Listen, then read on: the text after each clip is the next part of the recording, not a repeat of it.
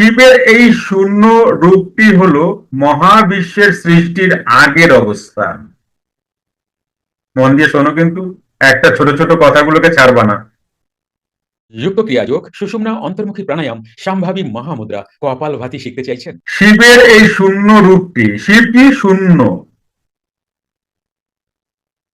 আবার শূন্য মানে কি? শূন্য, ফাঁকা, বোঝানোই যাবে না শূন্য। তবুও বলছি শোনো, শিবের এই শূন্য রূপটি হলো মহাবিশ্বের সৃষ্টির আগের অবস্থা। আবার সৃষ্টি ধ্বংস হওয়ার পর সবকিছু যেখানে ফিরে যায় সেটি শিব। সমস্ত আকার, রূপ এবং জগৎ এই শূন্যতা থেকেই জন্ম নেয় এবং এর মধ্যেই বিলীন হয়।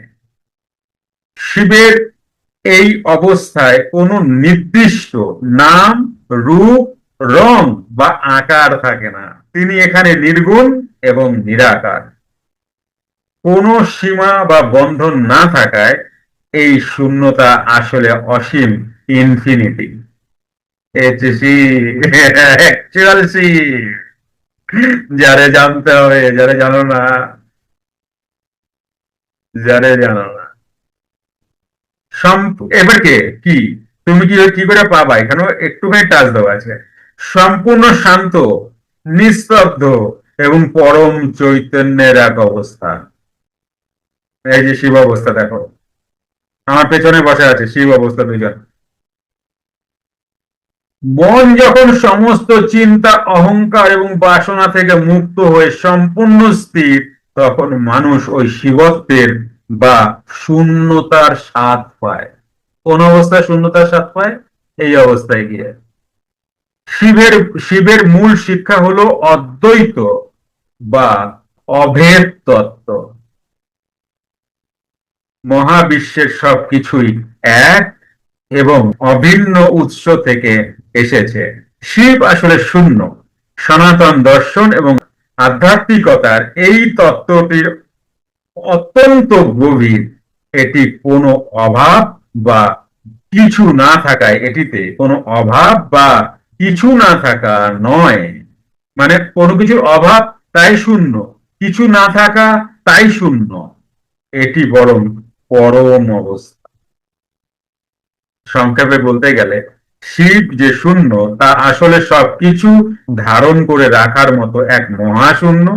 এটি সবকিছুর উৎস এবং সবকিছুর শেষ আশ্রয়। শেষ আশ্রয়। শিবকে বলা হয় শূন্য বা নিরাকার, যা সমস্ত রূপের অতীত। শিব হলেন পরম চৈতন্য বা স্থির চেতনা। শিব হলেন সাক্ষী চৈতন্য এবং মহাবিশ্বের পরম পর্যবেক্ষক, যিনি নিষ্ক্রিয় থেকে সমস্ত সৃষ্টিকে ধারণ করে আছেন। এবার বুঝছে শিবকে? কি বুঝতেছে? মাথার উপর দিয়ে জানেই তো। এইবার এর এইটারে বুঝতে গেলে তো খাটতে লাগবে। এবার এ যে বোঝে নাই, সে শিবলিঙ্গ বানায় পূজা করবে, কি করবে? হ্যাঁ, তার যতটুকু ক্ষমতা সে ততটাই করছেন। এটা কি তার দোষ বলো তো? এইবার নাও শিব চালাও, এবার চালা সামলাও শিবকে। ঠিক। হ্যাঁ, ফুলবেল পাতা। হ্যাঁ, ওইটাই শিব। আমাদের যে চেতন অবস্থা ওটাই শিব। দারুণ ফিগার নিয়ে বসে রয়েছে, টপ ফিগার। একদম টপ এ বসে রয়েছে।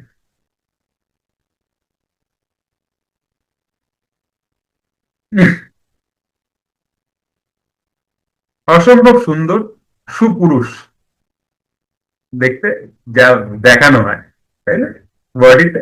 তাই দেখে পাগল হয়ে যায় সব। আর অ্যাকচুয়াল জানলে কি হবে? চুপ হয়ে যাবে, আর কিচ্ছু হবে না। চলো শুরু করি না? আর তো কারো কোনো কথা জিজ্ঞাসা নেই? কেমন লাগে তোমাদের এটুকু শুই না? এইটা না, এটা এটা হচ্ছে ডিসলাইক, এটা হচ্ছে লাইক। এখনকার দিনের কথা। সিগনালে, ওকে, থিঙ্কিং। ওইটা জীবনের পুরা সমস্তটা দিয়ে ফেলছি, মোটামুটি যা বলা যায়। হ্যাঁ, মুখার্জি বলতে গেছে। বইটা পড়ে তোমরা যে টেস্ট পাবা না, কি বলবো, তোমার গোল গোল ঘুরতে লাগবে না। এইটা, এটার মানে এটা, এটার মানে এটা, ব্র্যাকেটে ব্র্যাকেটে লেখা হয়েছে, যেন তুমি ভুল ডাইরেকশনে না যাও। বুঝছো, ব্র্যাকেট করে লেখা আছে এইটা এইটা, অন্যদিকে চলে যাও না, রাস্তা ভুল করে। আর লিখছিও, তুমি যখন পড়বো না মনে হবে যেন আমার সাথে কথা, আমি তোমার সাথে কথা বলতেছি। এই লেখার স্টাইলটা আমি একজনের থেকে ধার করছি। ওই মানুষটা আমার সংসার থেকে তাড়ায় দিছিল, সন্ন্যাসের পথে নিয়ে গেছিল। ওই মানুষটা সন্ন্যাস নিতে পাঠাইছিল আমারে, তার থেকে নিছি আমি এই স্টাইলটা। তাই মিথ্যা ভাবনা, মন গড়া ভাবনা বা যে কোনো রকম অন্ধ ভাবনা থেকে বেরিয়ে আসুন। সত্যকে নিজেই জানুন। কারুর ভাবনা বা মতবাদ দিয়ে নয়, আপনার ঈশ্বরকে অন্যের ভাবনায় মেনে নেওয়া মানুষ দুর্বল হয়। কেন দুর্বল হয়? আজ আমি এমন ভাবে তোমাদের বললাম, অন্য তোমরা বুঝলা, আবার আরেকজন আরেক ভাবে বলবে, তুমি ওই মডেলে চলে যাবা। তাহলে এটা এই যে আমি বললাম, এটা তুমি কি করলা, তোমার ভাবনা দিয়ে মূর্তিরে বানাইলা। সেটা কি? ইন্দ্রিয়। ইন্দ্রিয়ের চালনায় বেড়ে গেলা। আবার আমি কথাও বলছি না যে অন্যরা ভুল বলছেন, আমি শুধু এইটুকুই বলতে চাই, আপনি আর আপনার চেতনা, বোঝো কিন্তু, আপনি আর আপনার চেতনা, সেই স্বয়ং, সেই স্বয়ংেরই তো প্রকাশ। ধারণা ও ধ্যান সবারই আলাদা আলাদা, এবং উপলব্ধি যার যার আলাদা। তুমি জানো, একটা কথা মানবে কিনা জানি না, ব্রহ্মে তো অনেকেই যাচ্ছেন, সবার কিন্তু উপলব্ধি আলাদা আলাদা, জানো, একরকম না। ব্রহ্মকেও কারা, ধরে নিই আমরা, বিবেকানন্দ, রামপ্রসাদ সেন, ঠাকুর রামকৃষ্ণদেব, নিগম প্রসাদ পরমহংসদেব, প্রণবানন্দজি, রাম ঠাকুর, ইত্যাদি ইত্যাদি, আমাদের মহান পুরুষ যারা রয়েছে, এনারা কেউ মন্ত্র দীক্ষা দিয়েছেন, কেউ যোগ দীক্ষা দিয়েছেন, সবাই এক কি দিয়েছেন? এক তো দেননি। রামকৃষ্ণ মঠ একরকম দেয়, রাম ঠাকুর একরকম দেয়, প্রণবানন্দজি আরেক রকম দেন, হ্যাঁ একই না, নিগম প্রসাদ পরমহংসদেব আরেক রকম দেন। যদি একই হয়, একটা জিনিস পাবে, লাহিড়ী বাবার পথে যদি তুমি যাচ্ছ, তাহলে শুধু ক্রিয়াযোগী পাবে, মন্ত্র কেন পাবে? ক্রিয়াতে তো মন্ত্র নাই, ওইভাবে মন্ত্র দীক্ষা। তাহলে তোমার এই বুঝে দেখো, ব্রহ্ম উপলব্ধি কিন্তু এক একজন এক এক রকম ভাবে করেছেন, একই না। তাহলে উপলব্ধি কিন্তু আলাদা, ব্রহ্ম এক, বাট উপলব্ধি আলাদা।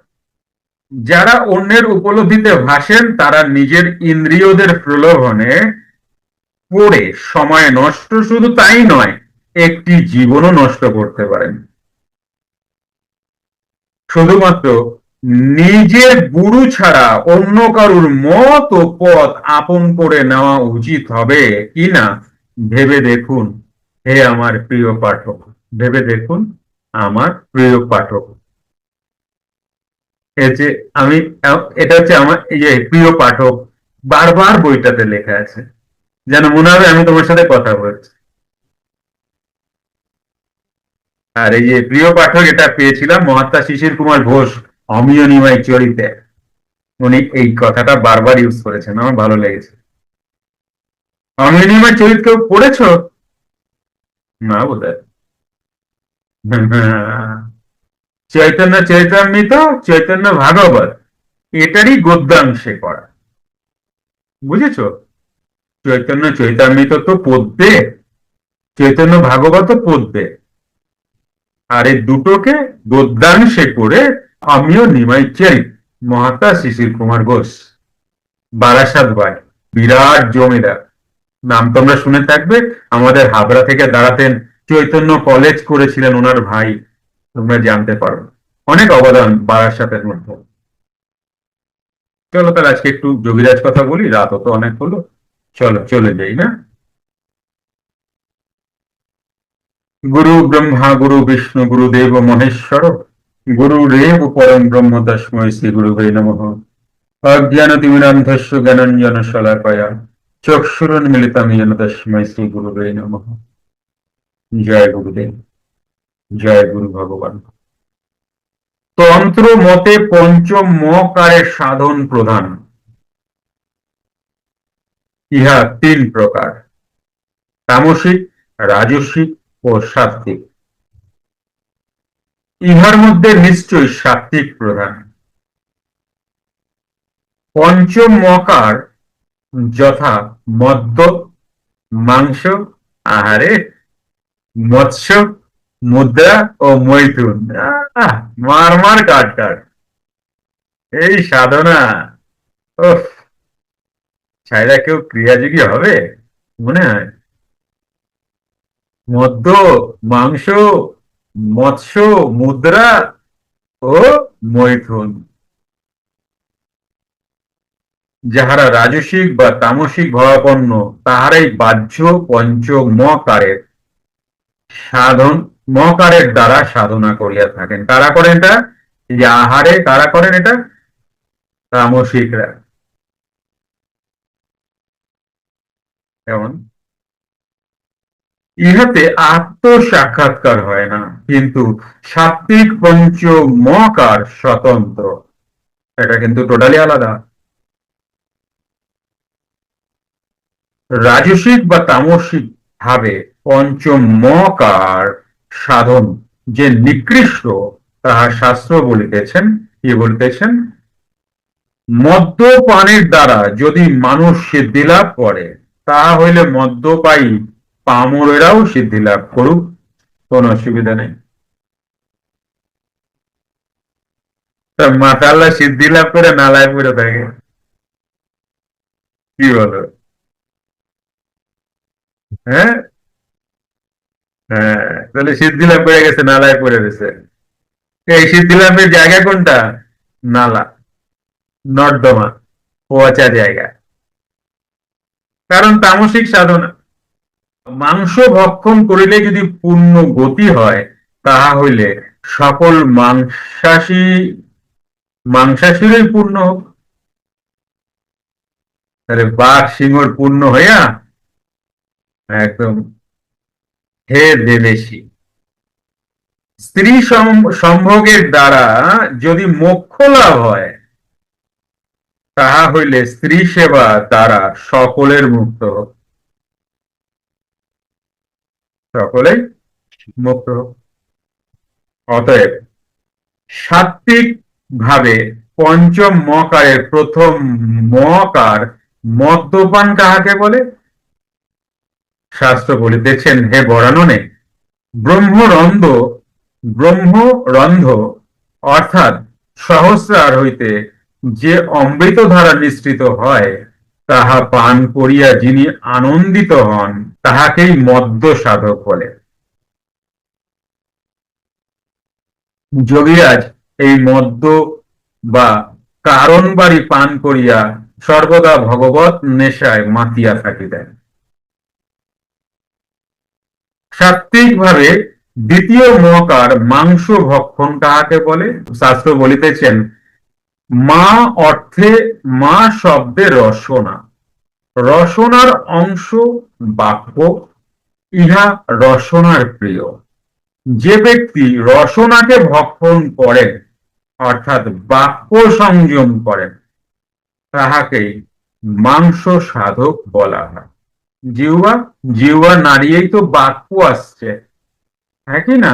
জিহ্বা ছাড়া তো, না নাড়িয়ে তো কোনো কথাই বেরোবে না।